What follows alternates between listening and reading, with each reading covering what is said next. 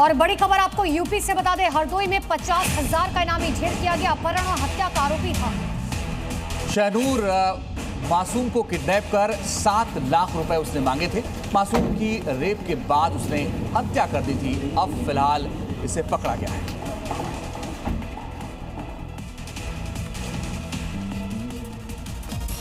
और बड़ी खबर आपको बता दें, यूपी के रायबरेली से जहां पर पुलिस और बदमाशों के बीच मुठभेड़ हुई है। 3 बदमाश के पैर में गोली लगी। अलग अलग जगहों पर यह मुठभेड़ हुई है। 3 घायलों के साथ कुल 7 बदमाश गिरफ्तार किए गए हैं। सभी बदमाशों ने जल जीवन मिशन के गोदाम से लूटपाट की थी। बदमाशों के कब्जे से लूटी गई पीतल के नल को भी बरामद किया गया है। और अब बात हापुड़ की करते हैं, जहां पर एक तरफा प्यार में पागल शख्स ने ऐसी हरकत कर दी कि जिसे देखकर और सुनकर हर कोई हैरान रह गया। सिरफिरा युवक प्रेमिका को वश में करने के लिए तांत्रिक के कहने पर शमशान में जलती चिता से छात्र की खोपड़ी निकाल कर ले आया। इश्क की सनक और अंधविश्वास कॉम्बिनेशन ने युवक को सारी हदें पार करने पर मजबूर कर दिया और जिसने भी सुना उसकी रूह कांप उठी। ये युवक एक तांत्रिक के कहने पर जलती चिता से एक शव की खोपड़ी निकाल लाया। ये घिनौनी साजिश तब बेनकाब हुई जब सीसीटीवी फुटेज में 3 संदिग्ध नजर आए। फिलहाल पुलिस ने आरोपी अमन और तांत्रिक को गिरफ्तार कर लिया है। साथ ही और लोगों से भी पूछताछ जारी है। यूपी के मुजफ्फरनगर में सफाई कर्मियों के दबंगई का एक मामला सामने आया है, जहां कांग्रेस के एक नेता ने नगर निगम के सफाई कर्मियों के मोहल्ले में सफाई ना करने और कूड़ा ना उठाने की शिकायत दी थी, जिसके बाद गुस्साए सफाई कर्मियों ने उनके घर के बाहर कूड़े का अंबार लगा दिया। ये उसे शिकायतकर्ता का घर है और ये देखिए कैसे ट्रैक्टर ट्रॉलियों से कूड़ा गिराया जा रहा है। इन सफाई कर्मियों ने शख्स के घर के बाहर कूड़ा तो गिराया ही, यहाँ हंगामा करना भी शुरू कर दिया। यहाँ तक कि पुलिस के पहुँचने पर भी वो शांत नहीं हुए और पुलिस से ही उलझ गए। इस बीच नेता बन रहे इस शख्स ने पुलिस पर ही हाथ छोड़ दिया। फिर क्या था, पुलिस ने भी लाठियां खोल दी, जिसके बाद बाकी सब तो भाग खड़े हुए। नेता बन रहा शख्स हत्थे चढ़ गया।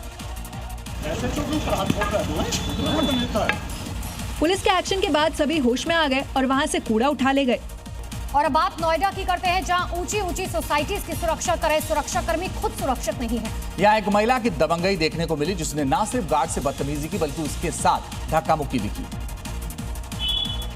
इस महिला कार चालक को एंट्री गेट पर गार्ड ने रोका तो वो गुस्से में आग बबूला हो गई। पहले तो उसने हंगामा करना और गार्ड्स को धमकाना शुरू किया और फिर अपनी बात की कोशिश कर रहे गार्ड को जोर से धक्का मार दिया। लेकिन ये महिला इसके बाद भी नहीं रुकी। वो दूसरे गार्ड्स के साथ बहस करने लगी, चीखने चिल्लाने लगी।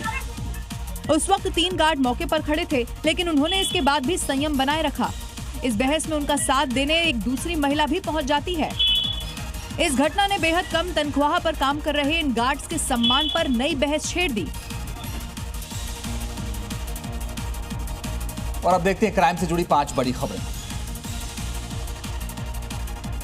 यूपी के मुजफ्फरनगर में साइबर ठगों ने 2 युवकों को लालच देकर इंस्टाग्राम पर लिंक भेजकर जाल में फंसाया, जिसके बाद फर्जी फॉर्म बनवाकर 1 हफ्ते में लोगों से 1.5 करोड़ का लेन देन कराया गया। युवाओं को 1% कमीशन दिया गया। शिकायत मिलने के बाद पुलिस ने कार्रवाई कर दोनों युवकों को गिरफ्तार किया। यूपी के सहारनपुर में पुलिस ने मुठभेड़ के बाद पॉक्सो एक्ट के वांछित आरोपी को गिरफ्तार किया है। दरअसल चेकिंग के दौरान भाग रहे आरोपी ने पुलिस पर गोली चलाई। जवाबी फायरिंग में उसके पैर में गोली लगी है। आरोपी के पास से पुलिस को तमंचा और कारतूस भी मिला है। हरियाणा के झज्जर में उस समय दहशत फैल गई जब बाइक पर सवार 2 नकाबपोश बदमाशों ने मेडिकोज पर फायरिंग कर दी। बदमाशों ने मेडिकोज स्टोर संचालक को निशाना बनाते हुए 2 राउंड फायर किए। मौके से फरार हो गए। गनीमत रही कि गोली मिस हो गई, जिससे संचालक बच गया। फिलहाल पुलिस फुटेज के आधार पर अपराधियों की तलाश कर रही है। यूपी के एटा में पुलिस को बड़ी कामयाबी मिली है, जहां पुलिस ने 25,000 के इनामी बदमाश को आखिरकार गिरफ्तार कर लिया। आरोपी हत्या की कोशिश के मामले में लंबे समय से फरार चल रहा था। उसके पास से तमंचा और 2 कारतूस भी मिले हैं।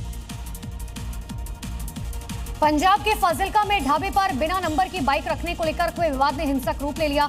बदमाशों ने ढाबे पर ईंट और पत्थर बरसाए, जिसमें 2 लोग घायल हो गए। पूरी घटना कैमरे में रिकॉर्ड हो गई, जिसके आधार पर पुलिस अब आरोपियों की पहचान कर रही है।